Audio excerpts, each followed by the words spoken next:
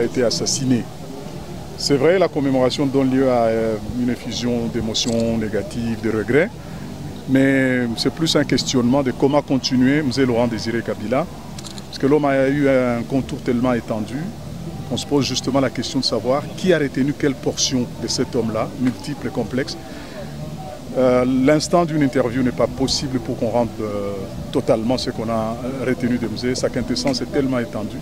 Mais alors qu'est-ce qu'il en reste vraiment? Parce que si on retient une chose, c'est quoi? L'amour du pays, ne jamais trahir le Congo.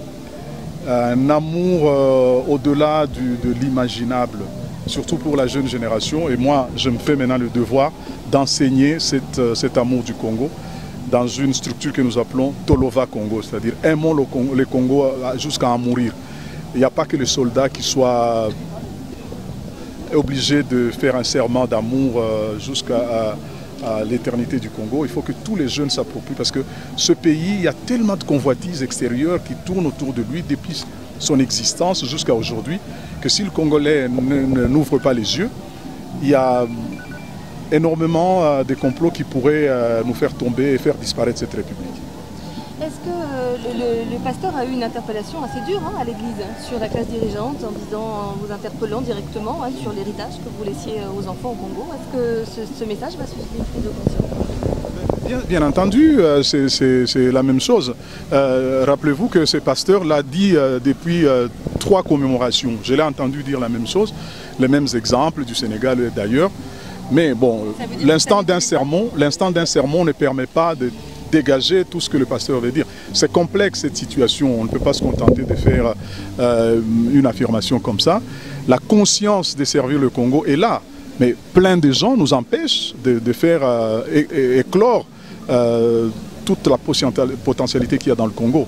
Donc que des pasteurs nous interpellent, c'est tant mieux. C'est des patriotes, que d'autres catégories sociales nous interpellent, c'est tant mieux. Mais la prise de conscience de tous pour faire avancer, il n'y a pas des spectateurs d'un côté qui font le pays et les autres qui critiquent et qui font des sermons. Donc moi je crois que chacun jouant sa partition, ce pays ira très loin. Il a rappelé bien d'autres choses. L'interpellation, ce n'est pas seulement pour ceux qui gèrent à l'intérieur, mais aussi la convoitise extérieure. On n'en dit pas grand mot, mais c'est regrettable. Ce pays a été freiné dans son élan chaque fois qu'il a voulu demain. Regardez ce qui se fait. Regardez toutes les machinations pour empêcher au peuple congolais de s'exprimer en un 3e cycle d'élection générale. Vous voyez des marches, c'est pour empêcher, nous savons. Ça donne l'impression en esthétique, la périphérie donne l'impression que c'est une cause noble que veulent défendre les prélats. Mais c'est tout à fait faux. Nous savons le fond de la chose, c'est d'empêcher que le peuple s'exprime pour la 3e fois dans une sommation d'évolution démocratique agréable. Ce pays ne l'a jamais connu. Ce pays n'a jamais voté plus de 2 fois un chef d'État.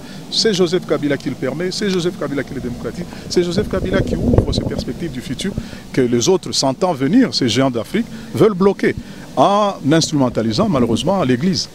Certains s'étonnent d'avoir vu des militants PPRD notamment défiler dans la rue aujourd'hui, tandis que les manifestations de l'autre côté sont interdites.